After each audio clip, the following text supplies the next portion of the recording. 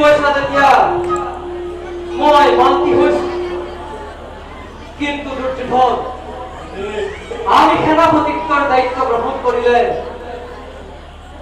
নোৱাৰিব কৰিব যুদ্ধ। মহাবীৰ কৰ্ণই আত্মবিশ্বাসে কোৱা দুৰ্যোধন, তোমাৰ সখা মান্তি হবনে এই কথাত?